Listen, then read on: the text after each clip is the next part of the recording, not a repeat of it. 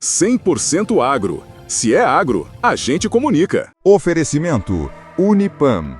Educação que transforma. Comitiva americana e classificou os solos do cerrados como impróprios para a agricultura. Então esses solos aqui não servem para produção. Para nada. A gente já tomou garapa, né? O açúcar é produzido do caldo de cana, aquela garapa, e depois vira um grãozinho branco. Tá um processo de clarificação do açúcar. Esse processo...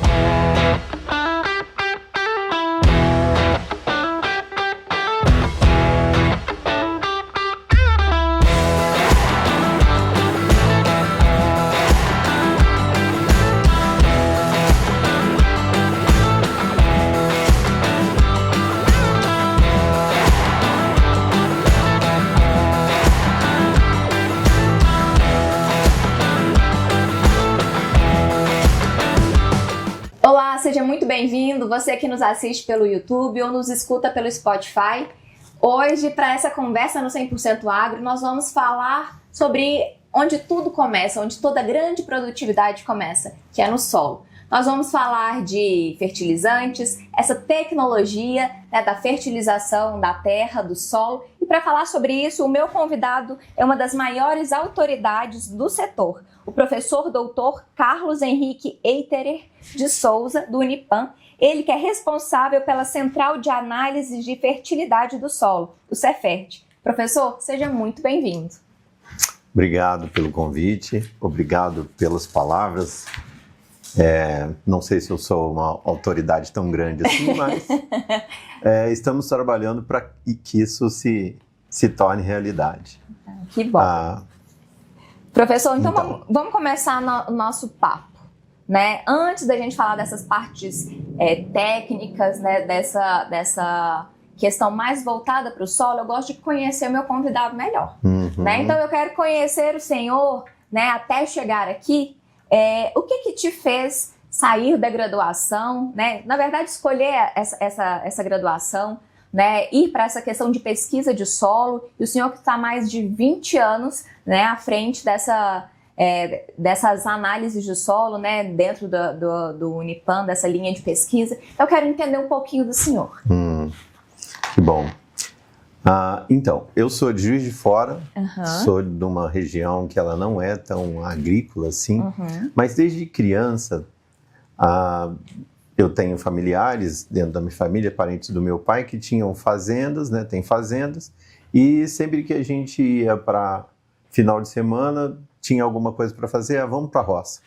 E aí na roça era aquele negócio de tirar leite da vaca, tomar leite lá direto da teta da vaca, colher laranja, colher mexerica, escorregar no pasto com papelão, e era sempre um ambiente muito bucólico e sempre cheio de inovações para a gente que era criança. Descobertas, né? Obrigado. Sempre cheio de descoberta, de alegria, de diversão. E isso para uma criança, ela cresce achando que aquele lugar é um dos melhores lugares que tem para se divertir, né? E tem lembranças muito boas. Quando eu fui escolher um curso de graduação, eu trabalhava num banco. Eu fiz curso técnico em informática, e aí do curso técnico em informática eu fiz 2, curso técnico em informática e de eletromecânica. E do curso técnico em informática eu fui trabalhar num banco. Trabalhava num banco, 6 horas sentados, todos os dias a mesma coisa. Aí pensei, minha mãe falando assim, você deveria fazer um curso de engenharia, você gosta de matemática, faça engenharia. Né? Muito nessa... Você gosta de ler? Vai para a área das ciências sociais. Exatamente. Aí eu pensando, falei assim, o pessoal no banco sempre reclamava de todo dia a mesma coisa, daquela rotina, aquela rotina vai nos matar. Falei, então eu tenho que escolher uma profissão que não tenha rotina, para... Vamos começar por aí, né? Disso daí eu não vou sofrer, talvez eu sofra de outras coisas. Então, pensando, né, onde não tem rotina? Então, o que me lembrava da experiência que eu tinha até então era da roça. A roça não tinha rotina, toda vez que a gente ia para lá era uma coisa diferente. E aí, iludido, fui fazer agronomia. Entenda a ilusão, daqui a pouco eu te conto por quê. Fui fazer agronomia. Entrei na agronomia, fui para uma universidade próxima da minha cidade, e aí entendi que a agronomia que eu fui estudar não era aquela roça que eu conhecia, era completamente diferente. E diversificada, ampla. Eu sou o único agrônomo que tem na minha família, por parte de pai e mãe, e meus primos perguntavam para mim, do que você estuda? Falava, olha, tem dia que eu tenho aula de alface, depois tenho aula de feijão, depois tenho aula de cebola. Aí você estuda cebola? Para que estudar cebola? Falava, alguém tem que produzir cebola. E assim eu fui. Segurança alimentar, né, galera? E a universidade, ela te abre um leque de opções e oportunidades, ela te abraça o mundo, é por isso que chama universidade, né? Ela te amplia a visão, e dentro da universidade a gente tinha muita oportunidade. Dentro das oportunidades, aquela que naquela época eu enxergava como sendo assim uma área que tinha necessidade de desenvolvimento, e todas as áreas têm, mas que eu me via fazendo na área de solos. E aí eu me enveredei na área de solos, comecei a fazer dentro das disciplinas fui estudando, participando de trabalhos em iniciação científica, dentro do laboratório, como estagiário, entendendo como era aquela química. Eu não gostava de química, e aí tive que aprender química. Amarra. Aprendi que a química é muito importante para a gente no nosso dia a dia. Hoje até falo para os meus alunos. Eu passei no vestibular porque eu sabia o que era pH. Que bom! Que bom! Tinha uma questão na prova. E para o solo é importante, hein, saber de pH. Eu fui fazer uma prova aberta para o vestibular de agronomia, prova aberta de química e matemática. Fiz a prova de matemática, comecei a fazer a prova de química, folheava a prova, falei, pronto. Cadê mais uma questão de matemática aqui? Não tem. E tinha uma questão de química que era assim, classifique os pHs abaixo em ácido, básico e neutro. Falei, essa daqui eu sei. E eu descobri o seguinte, o que faz diferença na nossa vida é o que a gente sabe. O que a gente não sabe não faz diferença até então. E isso fez diferença na minha vida. Eu passei no vestibular, e do vestibular para frente, fui estudando. Eu falo isso hoje com os alunos. Eu virei agrônomo porque eu não queria rotina. E o que me fez ser agrônomo é aquilo que eu sabia. E eu sabia o que é pH. Então, se vocês não souberem nada, aprendam o que é pH. Pode fazer diferença. Pode fazer diferença. O pH, pelo menos, vai fazer diferença. E daí eu fui, né? Terminei a graduação. Na graduação eu me envolvi com várias áreas. Fui diretor de empresa júnior, fundamos a empresa júnior de agronomia dentro da universidade. Visitei produtores, visitei regiões, vim para cá conhecer o Cerrado, né, o café de Cerrado produzido no Alto Paranaíba. Nós fomos em Monte Carmelo, fomos em Patrocínio, viemos em Patos, Carmo do Paranaíba. Então, todos os produtores dessa região, que são diferentes da região É Zona da Mata? Zona da Mata, né, que era um café de montanha, completamente diferente, que é diferente do sul de Minas, da região das vertentes, em Minas também. E aí eu me deslumbrei com um mundo de produção agrícola, que eu via a fazenda não como uma roça mais, como uma indústria. Funciona na mesma forma, na mesma escala, cheio de áreas distintas, com necessidade de aprendizado constante. E isso me levou para fazer mestrado. Daí, quando eu entrei no mestrado, me enveredei para a parte de fertilizantes, de manejo de fertilizante e fertilidade do solo. Fui estudar, basicamente estudava um nutriente, né, para direcionar o curso de mestrado. Terminei o mestrado. Aí tinha dois caminhos, ou fazia doutorado ou ia trabalhar. Falei, agora acho que eu já posso, né? Aí fui morar em Unai, próximo daqui 300 quilômetros, né? Em Unai comecei a trabalhar, de Unai eu comecei a trabalhar aqui. Então no início da minha atividade como professor, eu dava aula numa universidade em Unai, dava aula numa universidade aqui, ficava nessa atividade. Você vai e vem. Vai e vem durante a semana. Daqui comecei a fazer doutorado em Uberlândia, então tinha uma época na minha vida que eu ia em Unai, vinha aqui, dava aula em Patrocínio, ia em Uberlândia, fazia disciplina de doutorado, voltava. Rodava um pouquinho, hein, professor? Isso, mas, né, camarão que dorme a onda leva, né? Assim, a gente tem que andar, se não andar... Daí fui fazer doutorado. No doutorado comecei a estudar tecnologias de fertilizantes, por aprimoramento de fertilizantes e melhora de eficiência de fertilizantes. E isso me abriu ainda mais o leque de opções e de inserção dentro do mercado, né, de produção, de comercialização, de fornecimento, de desenvolvimento. Me fixei aqui em Patos, né, no Unipam. O Unipam é uma instituição muito segura, muito séria, né, uma das melhores instituições de ensino superior que a gente tem dentro do Brasil. Quando eu vim para cá, eu tinha um professor que é daqui de Patos. Ele me chamou e falou assim: vem cá, deixa eu te falar uma coisa. Você está entrando numa instituição que daqui 10, 15 anos vai estar figurando entre as melhores e maiores instituições e cursos de agronomia do país. Falei: ô professor, sou Nostradamus agora, né? Ele falou: não, eu sou de lá, eu sei como eles são. Então aqui na universidade, né, se prima em ser melhor e fazer melhor. E isso é bom, porque atrai e retém e desenvolve talentos. Com certeza. E aí ele estava certo, né? Hoje nós figuramos entre as principais e as melhores. Não estou falando isso com falsa modéstia, tá? Mas ele me alertou, já tem mais de 20 anos que ele me falou isso, né? E a região nos dá essa oportunidade, né? Há pouco conversávamos sobre outras regiões que têm uma única cultura, né, de produção, ou é cana, ou é só café, ou é só uma fruteira, ou algumas fruteiras. Não, aqui nós temos tudo. E possibilita tudo. Exatamente.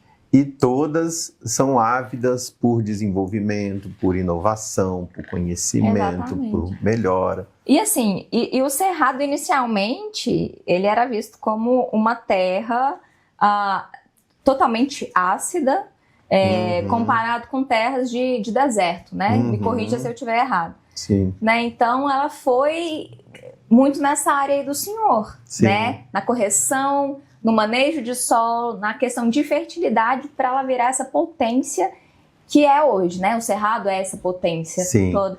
E o senhor participou disso tudo, tá? 20 anos trabalhando com solo. Mas eu peguei da parte boa para frente, né?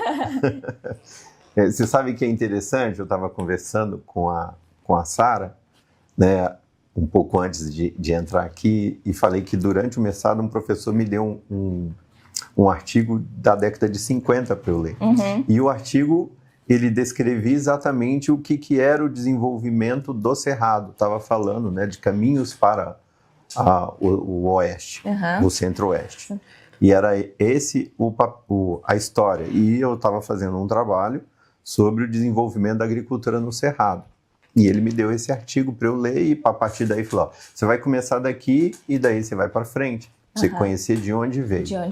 E dentro disso, na década de 60, vieram várias comitivas internacionais estudarem os solos do Brasil, porque o Brasil, naquela época, ele não era essa potência agrícola que é hoje, mas, ao mesmo tempo, o mundo estava saindo de uma Segunda Guerra Mundial que os campos de produção da Europa estavam dizimados. E aí, não podia ficar só na mão dos Estados Unidos. Precisava ter outras regiões produtoras e o Brasil era, vou chamar, um player, né? Em ascensão ou em opção. Veio uma comitiva americana e classificou os solos do Cerrados como impróprios para a agricultura. Então, esses solos aqui não servem para produção. Não presta para nada. Só para dar essas árvores torcidas aí, né? Inclusive, tem gente hoje que diz assim: o solo do Cerrado é ruim. E a minha filha outro dia até corrigindo, é ruim. Então, o solo de Cerrado é ruim. Falei: se os solos de Cerrados fossem ruins, nós não estaríamos aqui. Então, primeiro que não existe solo ruim. O solo é o que ele está aqui há muito mais tempo que a gente, vai continuar aqui quando a gente se for. Exatamente. Aí, então vem aí o primeiro engano. E de ruim ele não tem nada. Tanto que nós vivemos, né, numa região extremamente produtiva. Nessa abundância de produção. Pois é. O que ele tem? Ele tem suas limitações, que envolvem principalmente características químicas que são em função da condição de formação pelas quais eles passaram. Clima tropical, chuva, uma estação seca, uma estação úmida, isso de maneira intensa durante algumas centenas de milhares de anos desgastam o solo. É a mesma coisa eu falar para um aluno, imagina você comprar uma camisa, você lava ela todo dia. Usa e lava, usa e lava. Ela vai ficar desgastada. Ela vai ficar velha rapidinho. Sim. Né? Então, isso que aconteceu com o solo de cerrado. Então, o solo de cerrado é assim. Os americanos falaram que ele é impróprio para a produção. Aí, nossa sorte que veio uma comitiva japonesa também. E a comitiva japonesa, são solos que precisam disso, de correção. E aí nós temos centros de desenvolvimento, por exemplo, a Campo, que tem em Paracatu, é um exemplo. Né? Análise de solo, aí o que precisa? Correção de solo, calcário, corrige pH do solo, corrigiu o pH de solo, fornece cálcio e magnésio, melhora a condição química, melhorou a condição química, agora já tem capacidade de começar a produzir. Dentro disso, né, tem relatos na literatura que mostram, por exemplo, o seguinte, uma média de produtividade de soja no início dos anos 70, ela era em torno de 25 sacas por hectare, com um custo de produção de 21 sacas, quer dizer que o produtor ganhava 4 sacas. Hoje nós temos áreas de cerrado que batem em média acima de 90 sacas, que atingem somam mais de 100 sacas. Tem um concurso no Brasil do SESB que premia aqueles produtores que são o top lá de máxima produtividade de soja. Tem área que chega a 120. Já chegaram no Cerrado? No sul, Cerrado, aí separam. Mas tem áreas que chegam a 120. Olha só. Hoje você tem concurso de 300 sacas, que aí somam 200 sacas de milho mais 100 sacas de soja. Tem uma área que eu acompanho outro dia a gente estava colhendo, eu estava filmando, depois eu mando para vocês. E aí na máquina, medindo produtividade, próximo de 13 toneladas por hectare. É muita coisa. Isso dá mais de 220 sacas 230 sacas de milho por hectare. Esses americanos não sabiam muito o que eles estavam falando, não. Não, até hoje eles não sabem, nesse sentido. De solo de cerrado? Não, americano. Vocês não sabem mesmo, não. Eu tive nos Estados Unidos tem 2 anos, logo depois da pandemia, em 2022, eu acho, 2023, acho que foi 22. E aí nós fomos visitar aquela região do Corn Belt, que é Chicago, Illinois, e andamos por ali e fomos visitar produtores. E aí conversamos com eles, eles perguntaram assim, mas qual que é a média de produção? E aí nós falamos, mas é igual aqui. Qual que é o nível de nutriente no solo? Eles perguntaram o nível de fósforo, por exemplo. Qual que é a média de fósforo aqui? O nível de fósforo é 80, 100, 70. Eles usam um extrator químico, uma análise diferente da nossa, em função da característica do solo. Falei, a média lá, assim, solo intocado é abaixo de 5. Aí ele falou assim, olhava aquela cara americano, né? Ele bem, né? No. Arrogante, né? Mas ele ficou abismado e falou assim, no. Ele falou, como? Quanto? Eu falei, abaixo de 5. Ele falou, no. I don't believe. Eu vou te mostrar então, você não acredita, mas deixa eu te mostrar. Aí eles vieram conhecer, eles ficaram... Eles vieram aqui? Que legal. Ficaram fascinados, aqui, então. Conheceram Goiás, conheceram o centro-oeste da Bahia e viram o que é a agricultura brasileira. Eles ficam abismados com a nossa produção, com 2 safras no mínimo durante o ano. Eles falam assim, e ficam... É o que nós fizemos com o Cerrado. É o que nós fizemos com o Cerrado. É o agro lá fora ganhando espaço, o agro brasileiro. Sim. Né? Então... Se tem uma coisa que nós fazemos bem, nós fazemos várias coisas bem, né? Mas se tem uma delas é a agricultura. Com Nossa certeza. Agricultura, nós somos os mais desenvolvidos em agricultura tropical e a nossa agricultura, ela bate recorde em cima de recorde. Alavanca, né, produtividade em cima de solo pobre. Com correções bem feitas. Com correções bem feitas, com manejos adequados, descobrindo quais são as opções, né? Onde que se pode melhorar, onde que se pode inovar, onde que a tecnologia vai ter inserção. E isso também eu acho que é um caminho de crescimento sem volta. E vai se desenvolver cada vez mais. E falando dessa questão de desenvolver tecnologias, eficiência de fertilizantes, né, eu queria que o senhor me falasse um pouquinho mais desses estudos, dessas novas tecnologias que estão chegando, não só para o solo do Cerrado, né, mas como um todo aqui no Brasil. Sim, aí você pega um segundo, fertilizante, né? Fertilizante, ele é um composto químico, um produto químico que nós utilizamos como fonte de nutriente. Esses fertilizantes, ou eles são feitos de derivados de petróleo, principalmente os nitrogenados, a ureia, que é um dos principais. O KCl, ele é um sal que é extraído de uma mina, moído, vira pó, depois se compacta, aí se comercializa o KCl.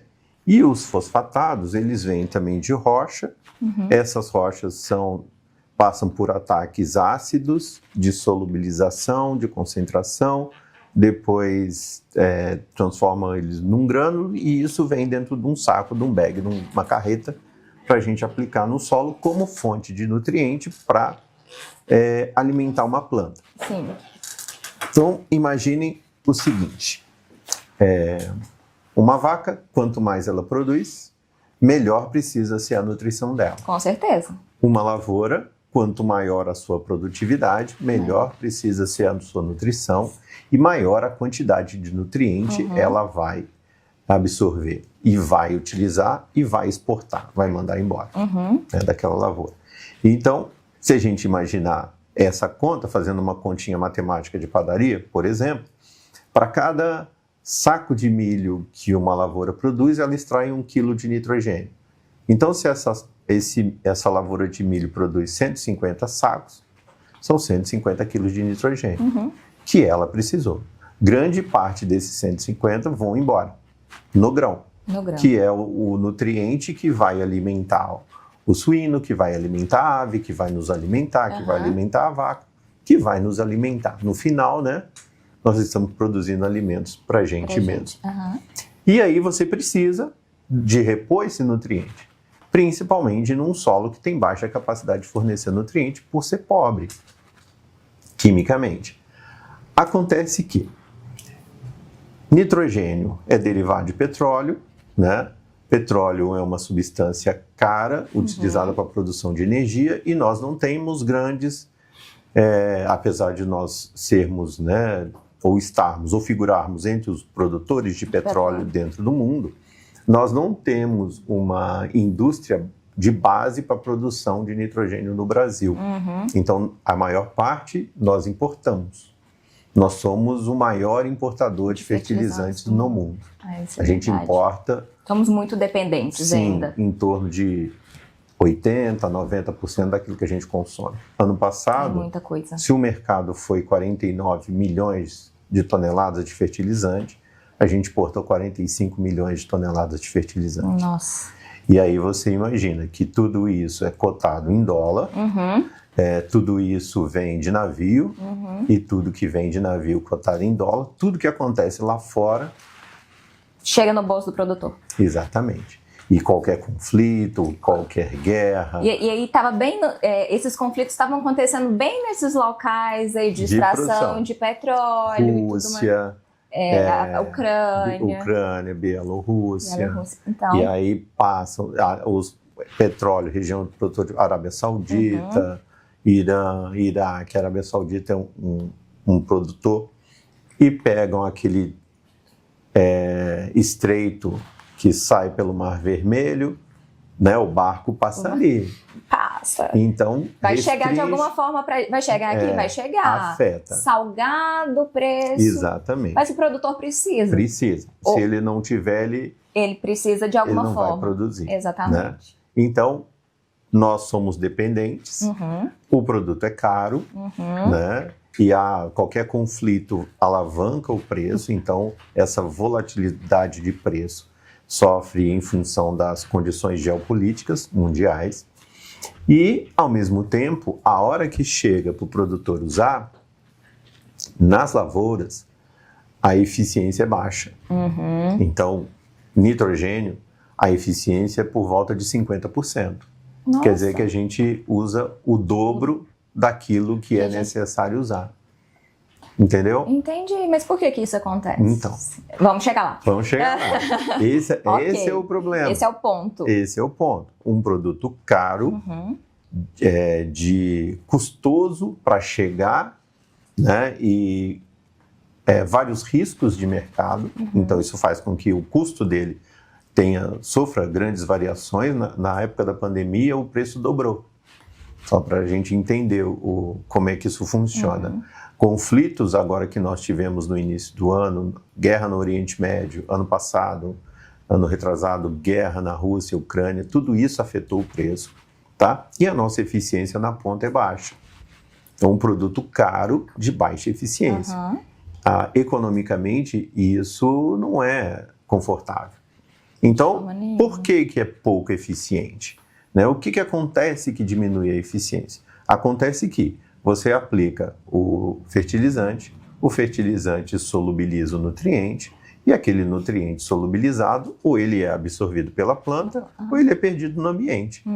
Acontece que 50% é absorvido pela planta, os outros 50% são perdidos no ambiente, por conta do baixo controle da característica química de solubilização do fertilizante no solo. Mais ou menos como se fosse um remédio que você toma o comprimido, aquele comprimido é para atacar algum problema no seu metabolismo, e você tem uma série de efeitos colaterais. Te dá sono, te dá náusea, te dá...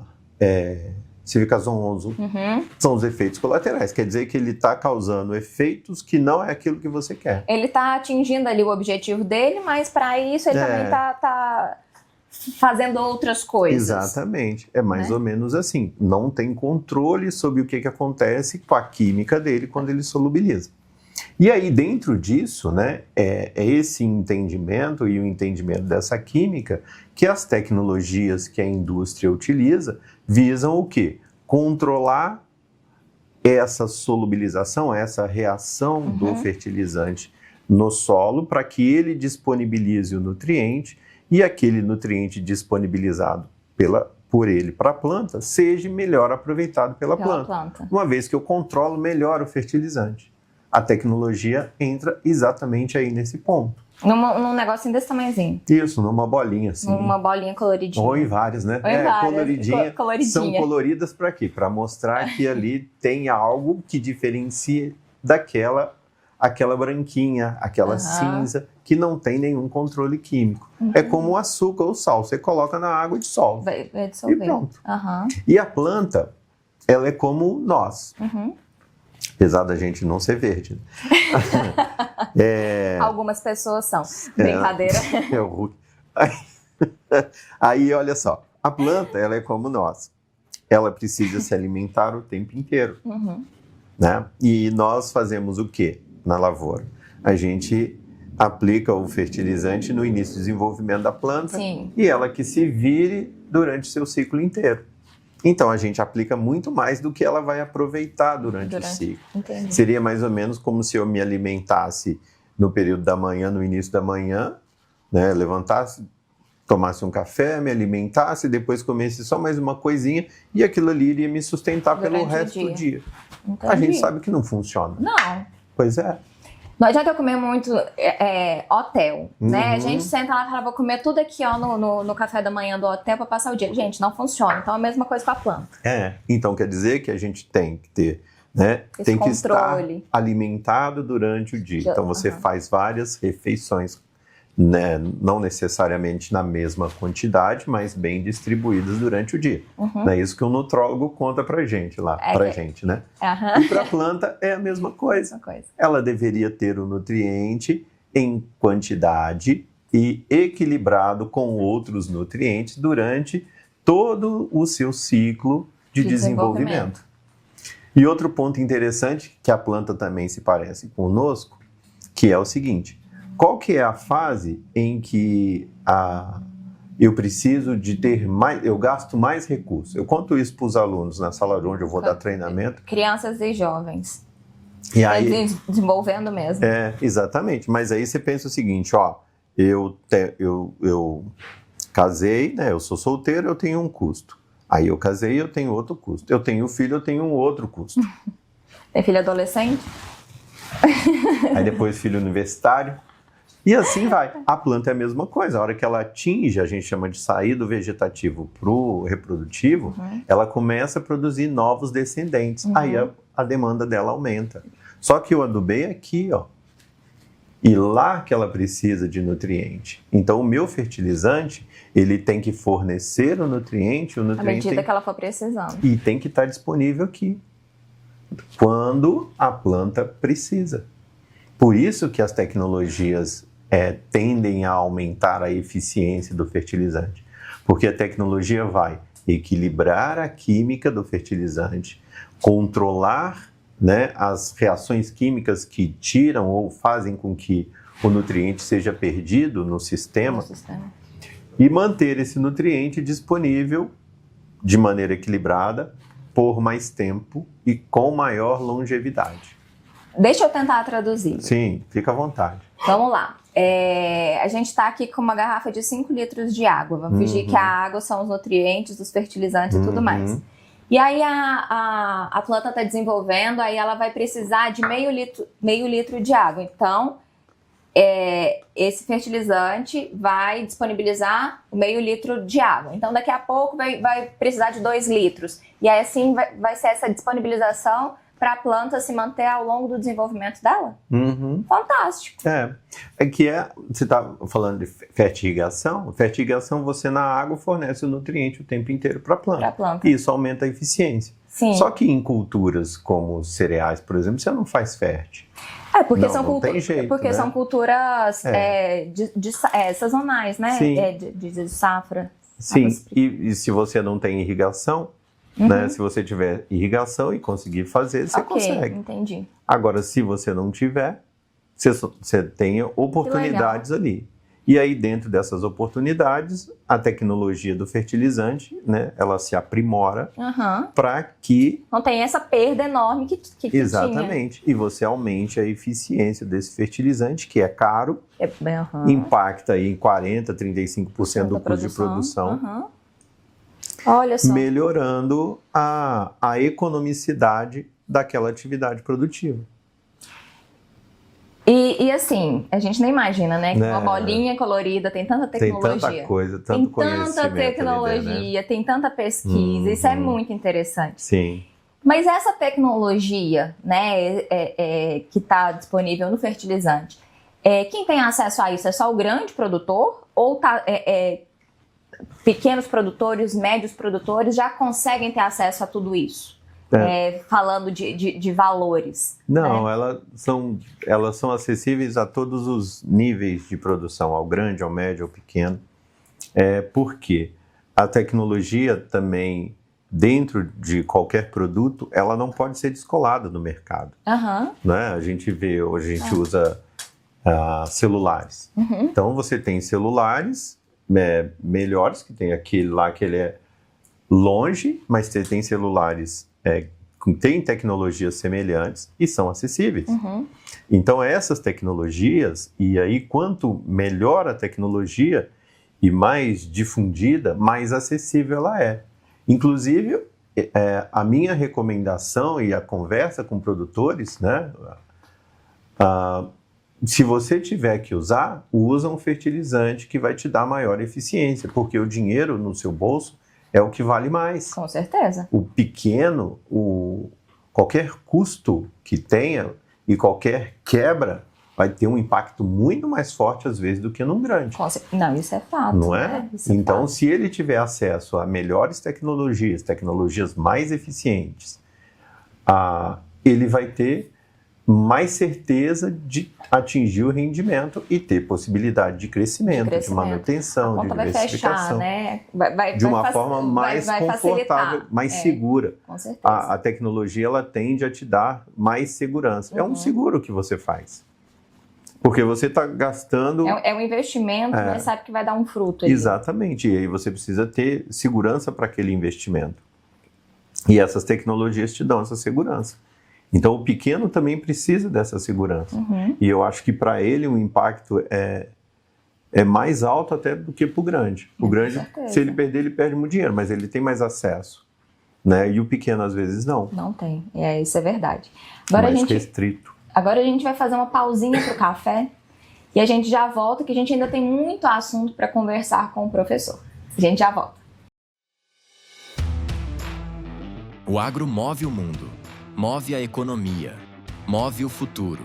E para fazer parte desse movimento, é preciso estar preparado. No Unipam Agro, você não aprende só na teoria. Você vive a prática desde o primeiro dia. Aqui, o conhecimento sai da sala de aula e ganha vida nos laboratórios modernos, nas áreas experimentais, no contato direto com o campo e com os animais. Seja no ensino técnico, na graduação ou na pós-graduação, o Unipam conecta você com o que o mercado realmente precisa. Inovação, tecnologia e visão estratégica. Em agronomia, você aprende a produzir mais, com sustentabilidade e eficiência. Em medicina veterinária, o cuidado com a saúde animal se une à ciência e à estrutura completa para a formação de excelência. Tudo isso em uma instituição com nota máxima no MEC, referência em qualidade de ensino e com a melhor infraestrutura da região. Aqui, você desenvolve habilidades, cria conexões e se prepara para liderar o agro do amanhã. Porque o mercado não quer apenas profissionais. Quer especialistas, quer inovação, quer atitude.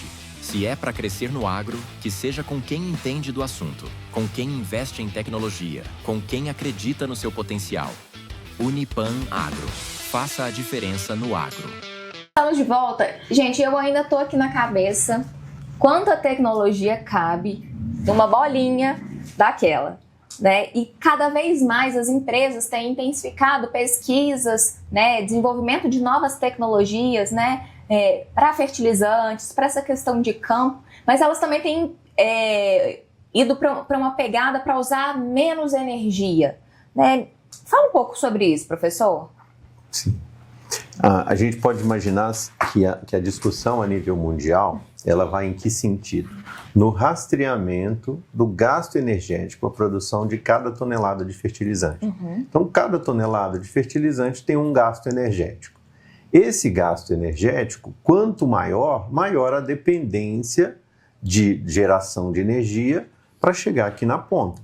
Se isso for utilizado com baixa eficiência, maior custo de produção de energia e maior geração de gases que promovem mudanças climáticas ou alterações, né, na composição atmosférica, esse tipo de coisa.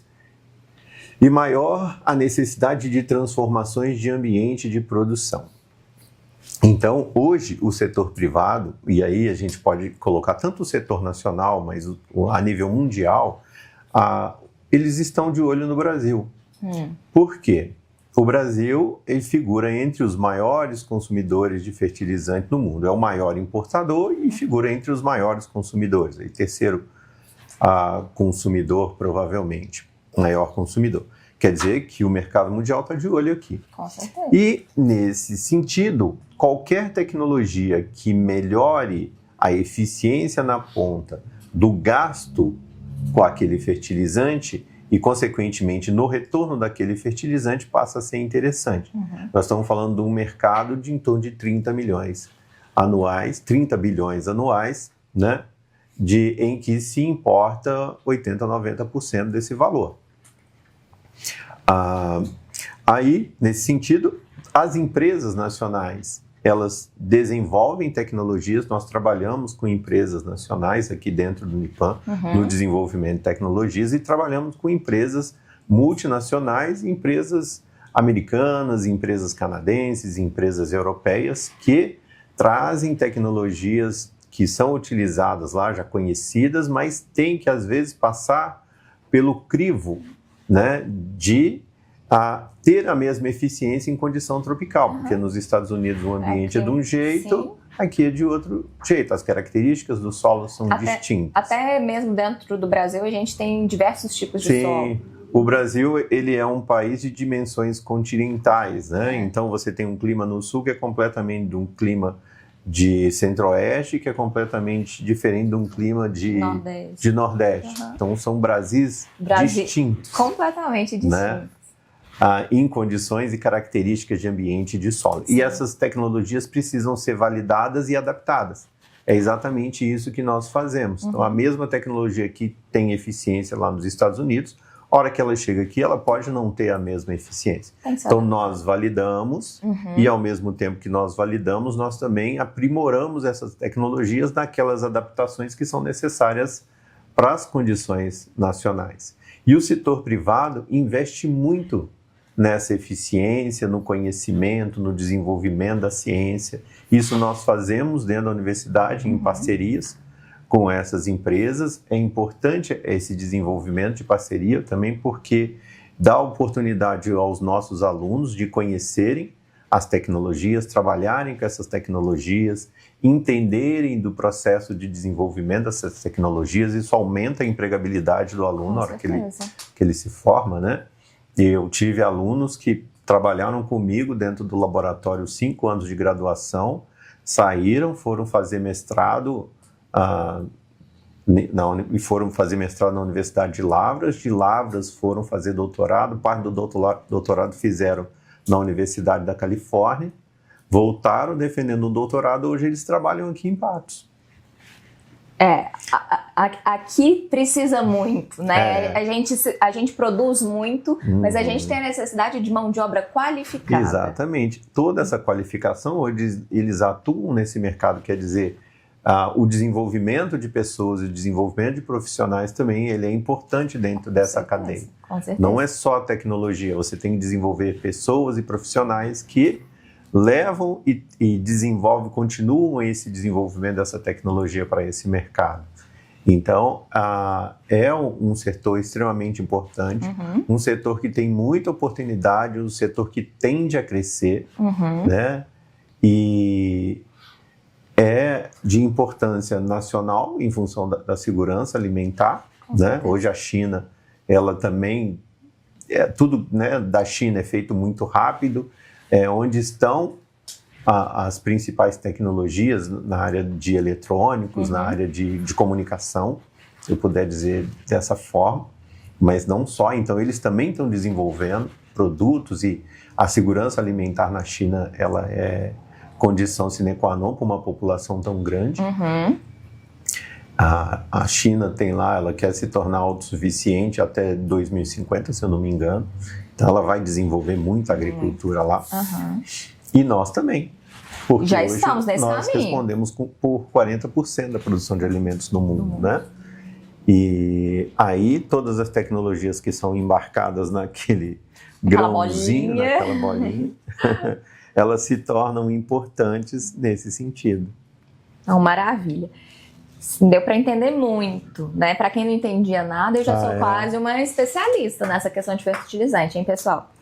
Mas agora a gente vai mudar um pouco de assunto, porque o senhor também atua como consultor em gerenciamento de resíduos e fertilizantes organominerais. Primeiro eu quero entender o que são esses dois aspectos, né?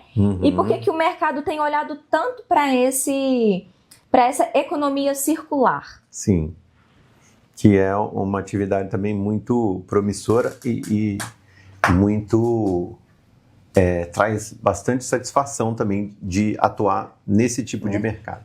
Então, vou te explicar assim, vários setores dentro da produção agrícola e até da produção industrial geram resíduos. Então, se eu pegar o setor sucro-alcooleiro, né, cana-de-açúcar. A cana-de-açúcar, ela produz álcool e produz açúcar. Certo. Então, energia e açúcar. Mas, da produção de açúcar e álcool, geram-se outros produtos, aquilo que sobra. Então, sobra o bagaço de cana, o bagaço de cana é queimado, gera energia. E aí, da produção de açúcar, O açúcar, a gente já tomou garapa, né? O açúcar é produzido do caldo de cana, aquela garapa, e depois vira um grãozinho branco. Tá, um processo de clarificação do açúcar. Esse processo de clarificação do açúcar passa por a clarificação e o processo de filtragem. E sobra uma torta ou uma borra. Essa borra é chamada de torta. Essa torta é um subproduto ou um coproduto da produção de açúcar, é um resíduo.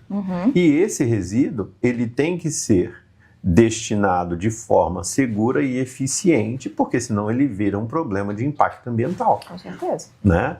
Porque o bagaço já deu jeito, queima, gera energia, faz a usina rodar. Mas sobra a cinza, aí a cinza você tem que usar também. Do beneficiamento de café, então o café se colhe, o fruto passa por um processo de seleção, secagem, e aí a gente tira a semente. Da semente a gente torra, moe e faz a nossa bebida. Né? Sobra a casca. A casca e o invólucro, ou um envelopinho que fica em torno do grão.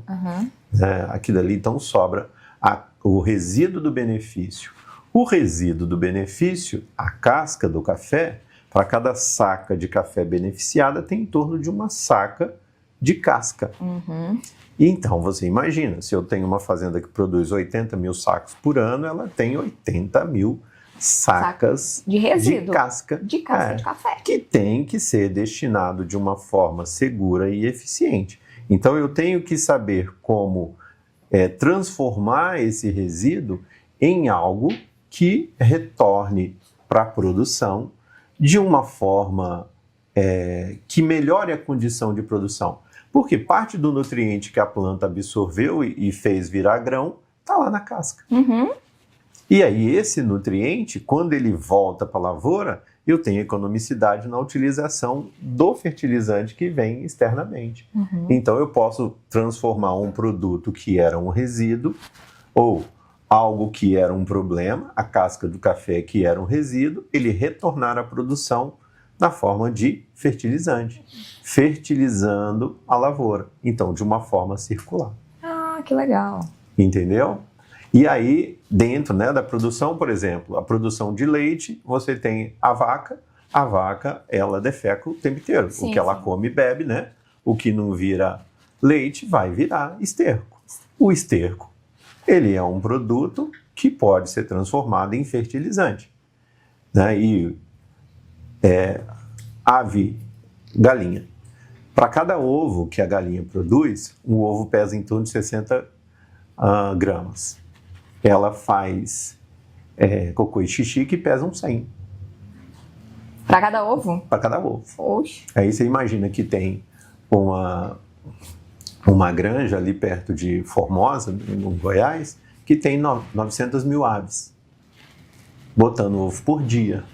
Aí você imagina a quantidade de titica de galinha. De titica de galinha. A minha sogra fala que eu sou doutor de titica de galinha. Brincadeira. Eu falo com ela, falei, não, Maria, ela chama. Fala assim, agora eu tenho ali que eu tenho que olhar as titicas das galinhas ali pra gente ver o que faz com elas. Tem uma granja em Primavera do Leste que são 4, ali tem 900 mil, 4,5 milhões de aves por dia. E precisa de um tratamento especial? Sim, é só tirar e exatamente. Colocar? Aí, funciona? a partir daí, entra exatamente o gerenciamento. Então, todas essas atividades, né? Aí eu falei da cana-de-açúcar, falo do café, a produção leiteira, confinamento para a produção de carne, produção de ovos, produção de suínos, a mesma produção de carne, tudo isso vai gerar um resíduo. Tudo gera. Esses resíduos, eu posso transformá-los em um composto orgânico, que não é aquela matéria orgânica, porque é gerado por um organismo vivo, é um material orgânico.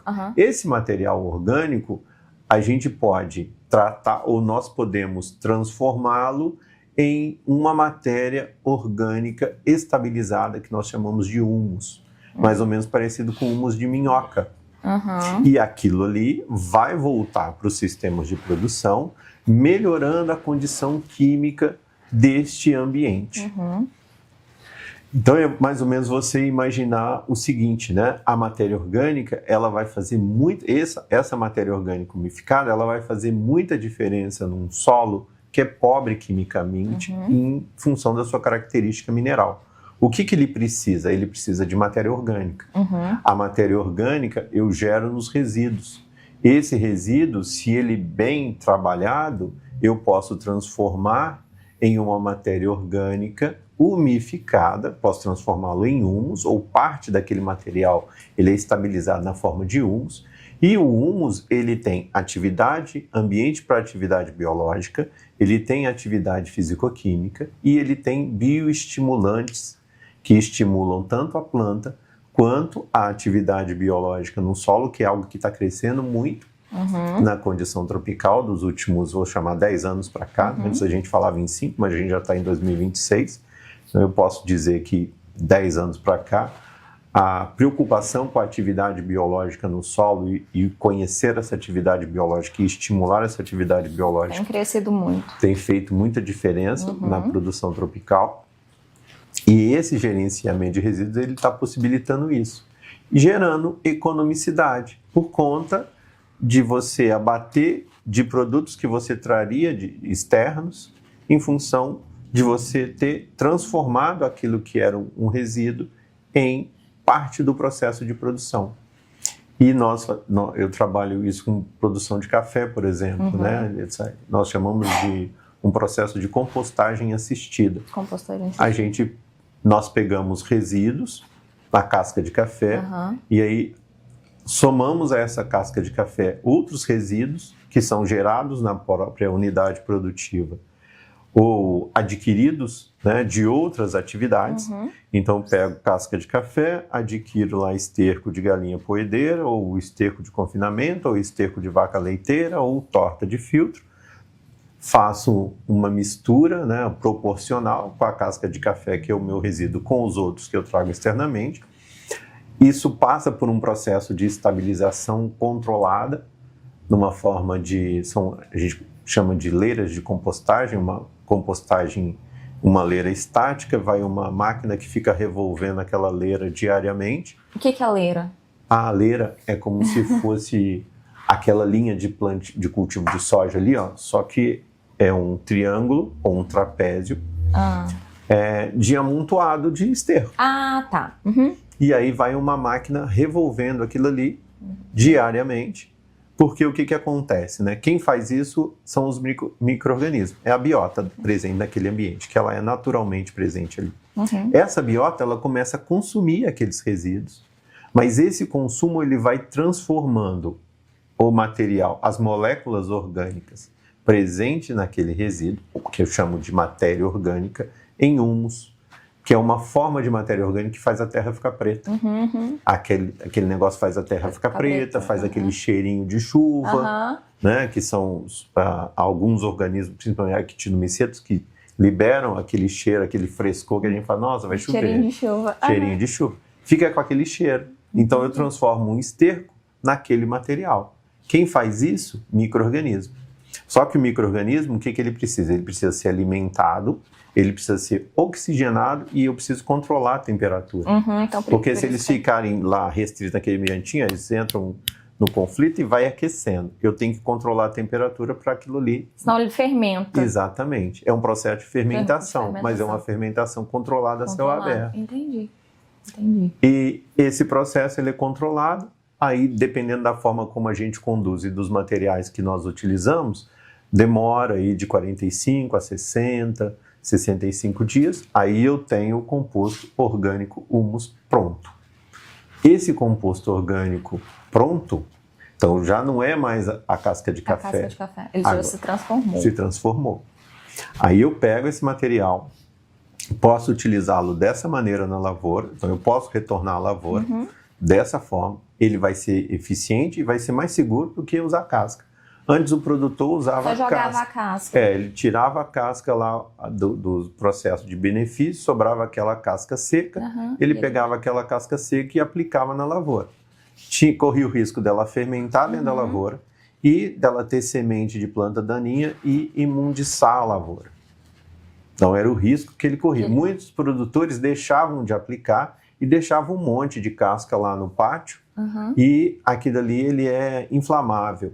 Pegava fogo por baixo e não se apagava. Nossa, muito perigoso. Não, virava um problema. E agora é parte da solução.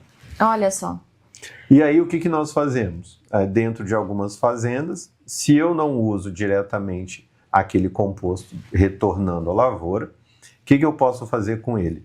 Eu posso aumentar a concentração de nutriente deles, porque a concentração ela é baixa, e aí eu aumento a concentração e faço fórmulas que eu aplico quantidades menores e posso adubar a lavoura.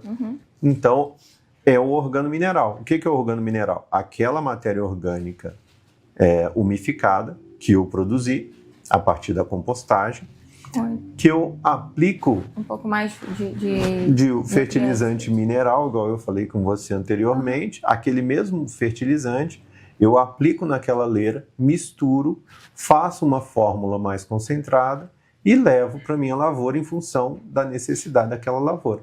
É o fertilizante organomineral. Que bacana. Nós podemos fazer isso dentro de uma fazenda, se ela tiver a geração, né, de resíduos, uma vez que eu estou gerenciando o resíduo dela, ou eu trabalho com uma empresa que o que ela faz? Ela recolhe resíduos, e ela recolhe esse resíduo, estabiliza esses resíduos. E depois devolve já pronto. Então ela comercializa o fertilizante organomineral. Aí na indústria o que a gente faz? A gente controla mais algumas coisas. Então você tem um controle muito rigoroso da qualidade do material, da umidade do material. Então o material ele é bem estabilizado, ele é seco. Aí depois de seco ele é misturado e às vezes ele é ainda transformado em pellets, que nós chamamos, são como se fosse uma máquina de fazer macarrão, só que faz ração, né? Uns pellets que facilitam na distribuição. Ou ele é pelletizado ou ele é granulado. Aí nós fazemos na indústria, a gente faz mais fórmulas. Nós trabalhamos com um range maior de fórmulas. Enriquecemos essas fórmulas naquilo que tem entrada em diferentes culturas. Então faço produtos para cereais, faço produto para citros, faço produto para café, faço produto para HF específicos. Nós estamos trabalhando dentro da indústria em bioativar esse material, porque o composto orgânico também ele serve de ambiente para micro-organismos, e os micro-organismos, né, utilizados em controle biológico ou na melhora da disponibilização de nutrientes, no controle e estímulo para a planta. Você tem uma série de micro-organismos que estão sendo estudados e já são comercializados, micro-organismos que solubilizam nutriente no solo. Tudo isso nós estamos embarcando dentro do fertilizante organomineral, aprimorando essa tecnologia para trazer soluções cada vez mais diversificadas. Então hoje tem uma gama e sair grande. Também da dependência desses fertilizantes importados, né? Exatamente. Então a gente está barateando, vamos falar assim, o custo desses fertilizantes. A gente está dando destino para esses resíduos, que era que a gente não sabia o que fazia, e a gente também está tirando um pouco dessa dependência desses fertilizantes. Então, assim, é a resolução de vários problemas. Sim, não, é a busca por soluções. Busca por soluções. E uma característica interessante, né, que a gente estava discutindo a respeito da eficiência. Por que a eficiência, às vezes, do fertilizante é mais baixa? Porque o fertilizante, dependendo do processo industrial que ele passou, ou ele vai ser um sal, então ele é muito salino, e aí se você aplica uma quantidade elevada, ele gera um ambiente salino ali no ambiente de desenvolvimento da raiz, e isso atrapalha o desenvolvimento da raiz e a absorção do próprio nutriente. Ou ele é uma base, ele é alcalino, quer dizer que ele aumenta o pH, ele tinha uma reação com uma soda cáustica, que isso também é muito agressivo. Ou ele é um ácido forte, ele gera um ambiente ácido onde você o aplicou, e essa acidez elevada também atrapalha o desenvolvimento da planta e a absorção do nutriente.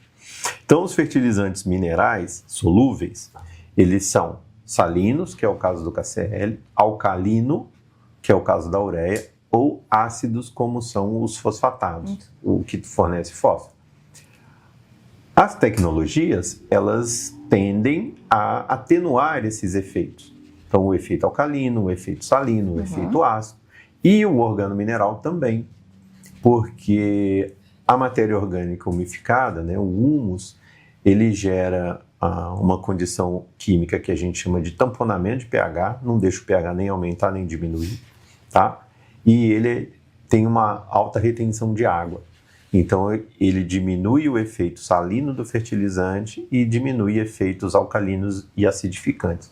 Quer dizer que ele equilibra quimicamente o fertilizante mineral e isso aumenta a eficiência. Ele é menos agressivo. Ele diminui a agressividade química. As tecnologias elas vão nesse mesmo sentido, que os organominerais também vão. Associado a essa característica, no organomineral, a matéria orgânica ela é um ambiente biológico. E esse ambiente biológico, ele tende a ser mais próximo da característica da própria raiz e dos ativos biológicos que nós usamos, várias ferramentas. Para suprimir nematóide, para controlar fungos patogênicos, né? Gerar um ambiente de maior diversidade biológica, estimulador de enraizamento, estimulador de solubilização de nutrientes. Então, gera-se uma aderência maior, né? O pessoal gosta desse, só que desenvolve o produto. Então ele tem forte aderência. Esse termo que eles gostam. E professora, a gente está falando aqui, né, de nutrientes, de nutrição da planta, mas para saber o que uma planta precisa, a gente tem que fazer uma análise de solo. Sim. Não adianta a gente colocar, por exemplo, um fertilizante fosfatado, um fertilizante, uma ureia, sem saber o que o solo de fato precisa. Né? Então, tem uma importância muito grande nessa análise. Sim. Né? Então, o senhor já viu interpretações equivocadas dessa análise, ou o produtor que gastou muito dinheiro numa coisa que o solo não demandava? Isso aí que você falou é importante e interessante no seguinte sentido, né? O maior investimento que ele faz, onde tem grande parte do custo de produção é fertilizante. E a recomendação desse fertilizante, ele deveria partir de uma premissa, que é você conhecer a característica química do solo da sua lavoura. Para isso você precisa de uma análise. E é a mesma coisa de você ir ao médico, a primeira coisa que o médico te pede são alguns exames. A análise química é o exame do solo. E aí vou fazer um paralelo entre uma consulta médica e o nosso trabalho de recomendação e manejo de fertilizantes numa lavoura. O médico, ele pede o exame e ele te faz uma série de perguntas sobre características da sua família, né, doenças, se você está sentindo alguma coisa. Então, ele faz um processo que a gente chama de anamnese passiva para entender o seu paciente e depois o exame para interpretar. Ele usa as duas, né, informações, a anamnese e o laudo da análise. E às vezes o agrônomo ele faz a recomendação por WhatsApp, direto.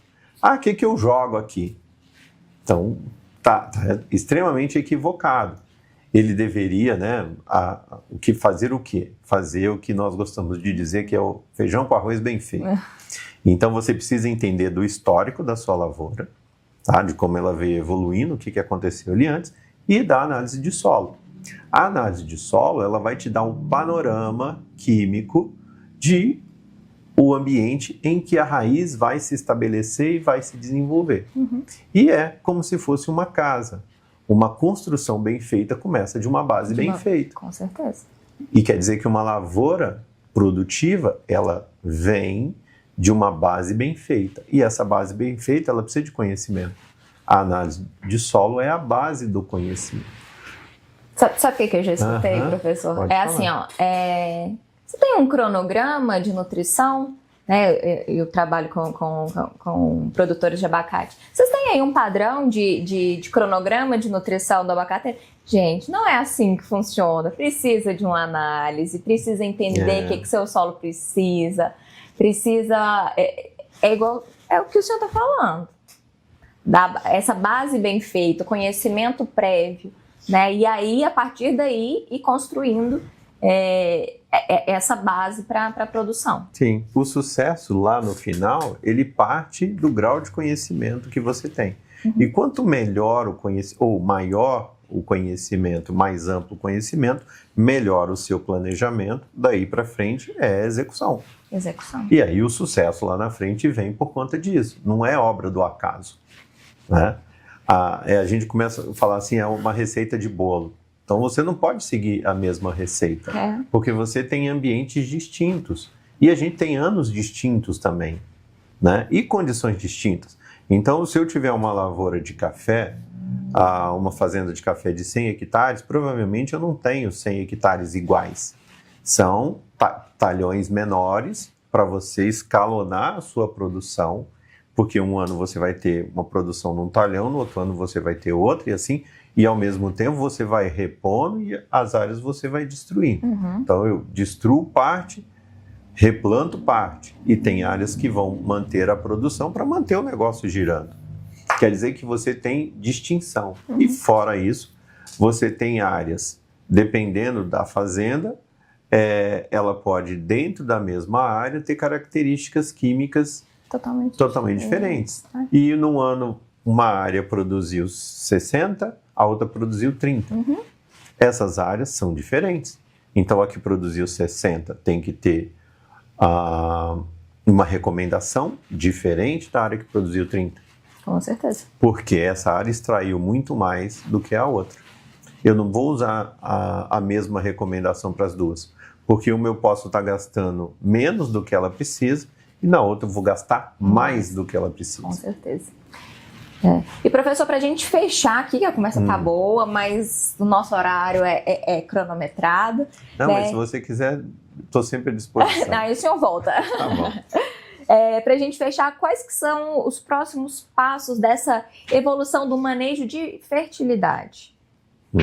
Então, nós conversamos basicamente sobre tecnologia de fertilizantes, né? E a tecnologia de fertilizantes é só um elo da corrente, ou um dente da engrenagem, né? A engrenagem tem mais dentes. O que eu tenho visto, e isso daí eu acho que é um consenso geral, vou chamar assim, é a onda de como a agricultura tem se desenvolvido. Primeiro, a percepção que não só a característica química ou a característica química, ela não faz mais a diferença, né? Porque a gente desenvolveu a produção, escalonamos produtividade e aí a produtividade se estagnou. A produtividade, ela começa a aumentar a partir do momento que nós começamos a observar o que está fazendo efeito naquela produtividade. Então vamos voltar ao início. Nós trabalhamos em um ambiente tropical. Esse ambiente tropical tem solos pobres, mas nós temos biomas dentro desses solos pobres extremamente ricos e diversificados. Cerrado, floresta amazônica, mata atlântica. E aí você pega o cerrado parece morto. Chove um pouquinho, ele explode, né? Em vida, em vegetação, em frutos extremamente saborosos. Mas de onde está vindo?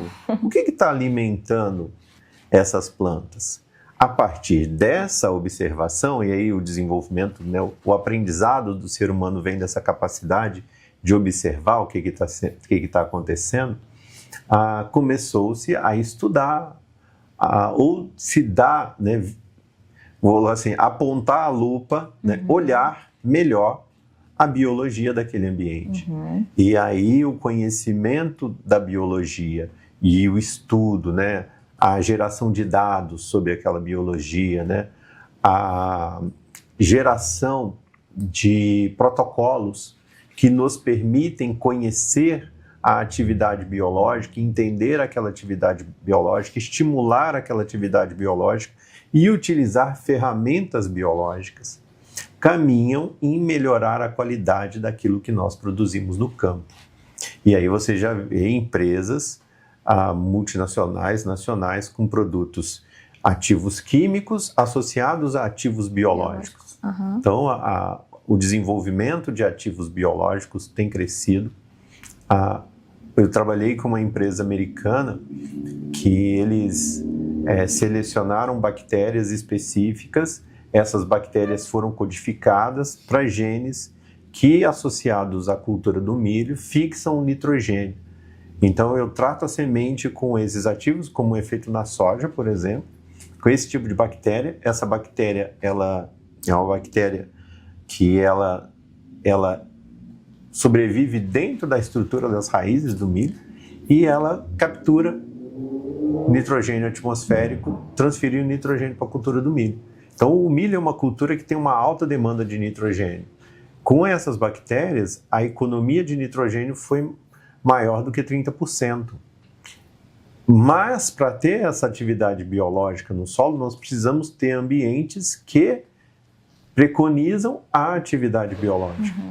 E aí você imagina que durante o verão, facilmente nós temos temperaturas próximas de 40 graus. Sim. Sob 40 graus, 45 graus, aí a superfície do solo pode atingir 60. Você não tem atividade biológica. Então, para ter essa atividade biológica, nós temos que ter ferramentas que nos possibilitem isso. E aí entram sistemas integrados, sistemas em que eu trabalho plantas de cobertura e diversificação de planta de cobertura. As plantas utilizadas hoje como cobertura de solo, elas, além de gerar rotação de cultura para melhora do controle de pragas e doenças dentro da cultura, elas protegem o solo, elas desenvolvem raízes em profundidade que reciclam nutrientes e distribuem nutrientes no perfil do solo. Isso é interessante porque nutrientes distribuídos no perfil do solo vão promover um melhor desenvolvimento radicular da cultura comercial, quebram e evitam presença de camada compactada, são ambiente para inimigos naturais, alojam inimigos naturais que vão trabalhar no controle biológico, no equilíbrio biológico de produção da lavoura. Isso é muito importante de culturas fruteiras, café, né? Abacate, laranja, café e outras tantas culturas. Aqui no café, no Cerrado, né? Dentro da nossa região, nós partimos de uma agricultura que leva isso muito a sério. Quando eu estudei café, no século passado, a gente tinha a Rua do Café, que parecia um terreiro varrido, né? Era chão limpo, aqui dali esturrica, a sol pleno. Aí hoje se cultiva mato na rua, e esse mato na rua não é mato, é um planejamento de plantas de cobertura. E essas plantas de cobertura, elas sequestram CO2, elas melhoram o fluxo de CO2, então diminuem a pegada da produção, pegada de carbono diminui, é uma produção mais verde. Elas criam todo esse complexo de informações que eu te falei, que geram condições melhores, melhoram a condição da planta, porque diminuem a temperatura do solo e evitam temperaturas bruscas. E esse estresse da planta. Exatamente. O estresse porque seca e ali não tem água, então não vai ter raiz. Sim. Com isso, você tem melhor desenvolvimento de raiz e plantas mais tolerantes a esse estresse. A agricultura, ela parte a você trabalhar o processo de regeneração do ambiente, aí entra a agricultura regenerativa. É um outro assunto que o senhor vai voltar para falar. Sim, mas aí eu já vou dar o gancho então da próxima vez, que tem caminhado para um conceito que eu achei extremamente, assim, tô maravilhado com esse conceito, que é uma agricultura construtiva. Então nós estamos construindo ambientes mais saudáveis e mais produtivos e mais equilibrados. Então é o caminho da agricultura tropical. Hoje nós temos cerrados que têm uma diversidade biológica e econômica que foram construídos por esses produtores que estão aí. Né? Às vezes a sociedade enxerga a agricultura como um vilão, mas os produtores, eles estão construindo o ambiente de produção, eles trabalham para isso, eles se sentem felizes, é isso que eles querem, são pessoas como nós. Vão destruir o ambiente para quê? Se eles dependem dele? Exatamente, então tem conceitos que não dá para entender. Não. Né? Não dá para entender. E isso tem sido trabalhado cada vez mais. Só para você ter, né, dentro disso, que a gente vai voltar a conversar, nós estamos desenvolvendo um curso dentro do Unipan para a Universidade de Berna, vai trazer alunos e professores para conhecerem esse tipo de tecnologia que nós estamos desenvolvendo aqui. Mostrando a importância, né, da nossa região, da nossa atividade e da qualidade daquilo que nós fazemos. O que tem de bom a gente tem que mostrar. Com certeza, né? Com certeza. É mais ou menos, e outro dia a minha mãe me falou assim, meu filho, seja galinha. O que é isso, Como mãe? assim? Não, galinha faz e bota, né? Quer dizer, bota e canta. Tem que mostrar o que é feito, né, professor? Tem que mostrar o que é feito. É isso mesmo. E a gente vai ficando por aqui nessa conversa, na verdade nessa aula, né, sobre manejo de solo, sobre fertilizantes, sobre essas tecnologias que estão vindo cada vez mais dentro desses fertilizantes.